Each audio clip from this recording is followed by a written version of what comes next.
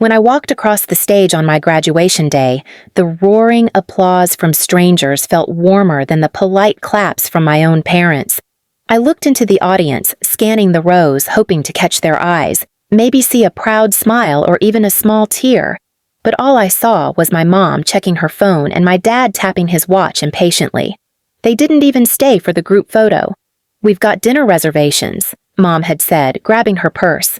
They didn't even ask me where I wanted to go or how I wanted to celebrate. I spent the night alone in my tiny apartment, eating leftover pasta and looking at my cap and gown draped over the back of a chair. Please subscribe to our channel and tell me in comments from "Where are you watching this video?" This wasn't new. My parents have always treated my accomplishments like they were inconveniences they had to endure. I graduated top of my class, double majored, worked part-time to support myself, and even scored a job offer before finishing school, but to them, it was just expected. When I timidly asked a few months before graduation if they'd consider helping me get a laptop, nothing flashy, just something reliable for work, my mother's lips curled as if I'd insulted her. "Wow, you really think the world owes you something, huh?" she snapped. My father laughed and said, "Be grateful you even got through college without loans. You think life rewards you for doing what you're supposed to?" So I backed down. I always did.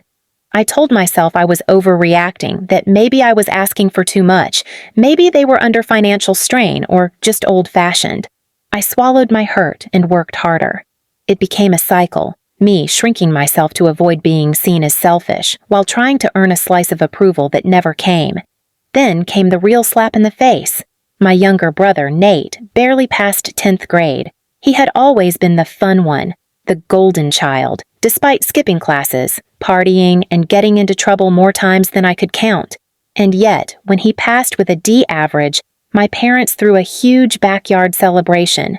Balloons, cake, barbecue, even a DJ. I found out through Instagram stories posted by one of his friends. But the worst part? The brand new car parked in the driveway with a giant red bow on top and Nate holding the keys like he'd just won the lottery. "Congrats, Nate!" "So proud of you." My mom's caption read, accompanied by 3 heart emojis. I stared at my phone screen, heart pounding, fingers trembling, not from jealousy, but from a deep, bone-level sadness. All I asked for was a small gesture, something to say. "We see you." Something to feel like I mattered as much as the son who crashed the family SUV last year and blamed it on a squirrel. I tried calling them. No answer. I texted. No reply. It was as if my existence was only relevant when it served a purpose for them, something they could boast about to their friends, but never support when it truly counted. I spent that night staring at the ceiling, wrestling with a truth I didn't want to face. I wasn't just less favored. I was invisible. And then something inside me shifted. I realized I had been asking for love in a language they never bothered to learn. I was chasing approval that came with conditions and shrinking my needs to avoid being labeled as difficult. But maybe I wasn't the selfish one after all. Maybe I was just done begging for breadcrumbs of affection. What they didn't know was that I'd been documenting everything, not in a dramatic way, but in little journals, notes, emails, even screenshots. Every double standard, every time they showed up for him and not me, every memory that stung like a fresh paper cut. I didn't plan on using it, until now, because this story wasn't over. Not yet. The night after Nate's car surprise, I didn't sleep much. I lay awake with my laptop open, scrolling through the years of proof I had quietly kept.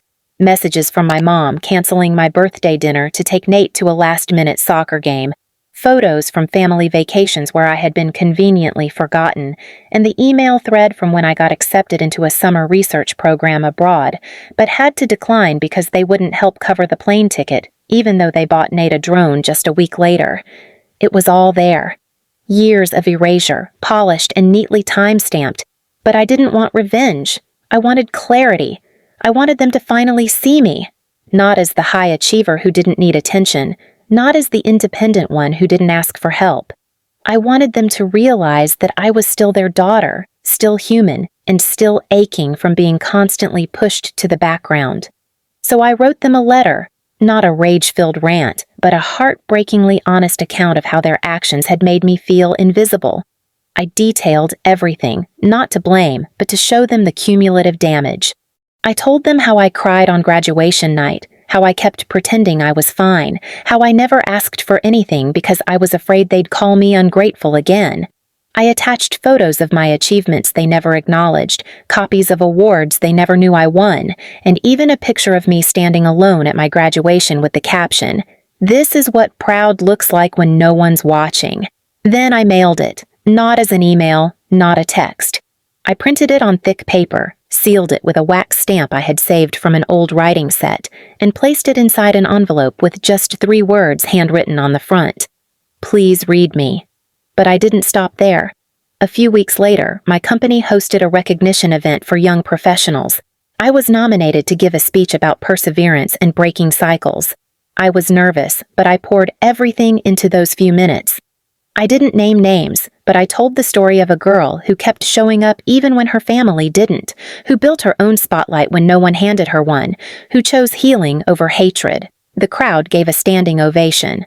That speech was filmed, shared, and soon picked up by a couple of motivational pages online. It reached thousands, then tens of thousands. Eventually, it was played at a local university's orientation program. My inbox flooded with strangers saying they saw themselves in my words.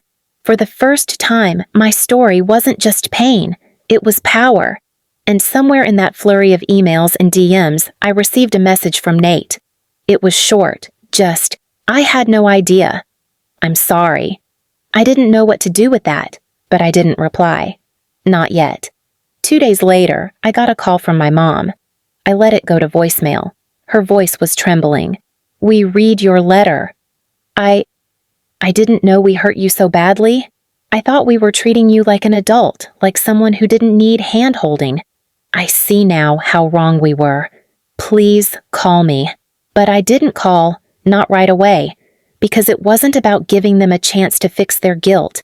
It was about me realizing I didn't need their permission to heal. Still, weeks passed. Then, one Sunday morning, while walking through the farmer's market in my new city, a little girl ran past me wearing a shirt that said, "Seen, heard, loved." It hit me in a way I wasn't prepared for. I sat on a bench, staring at the words, and thought, maybe it was time, not to forget, but to speak, to be heard. So I called my mom. We talked for over 2 hours. She cried, I cried. There were apologies, awkward pauses, and moments where we didn't know what to say. But for the first time, she listened. She didn't defend. She didn't explain away. She just heard me. My dad joined the call near the end. He didn't say much, just, "I'm sorry, kiddo. We messed up. That was it. No dramatic Hollywood ending. No magical family reunion. Just honesty." Months later, for my birthday, I received a package. Inside was a photo album labeled "What We Missed." It held printed photos of every award I'd earned, every major moment from my social media they had overlooked. My parents had gone back and printed them out, filled pages with handwritten notes. "We should have been there. You made us proud, even if we didn't say it." They still spoil Nate. They still fumble their way through showing affection. But something shifted. Now, they ask about my day. They tell me they're proud. And when I got promoted last month, they flew in for the weekend to celebrate. Not because I asked them to, but because they wanted to. I don't expect everything to be perfect, but now I don't shrink myself anymore. I don't wait for their applause to validate my worth. I clap for myself, loudly, and when they join in, it feels like a bonus, not the reward I'd spent years chasing. Because I've finally learned the loudest kind of love is the one you give yourself. And now, they can hear it too. Please subscribe to our channel and tell me in comments from where are you watching this video.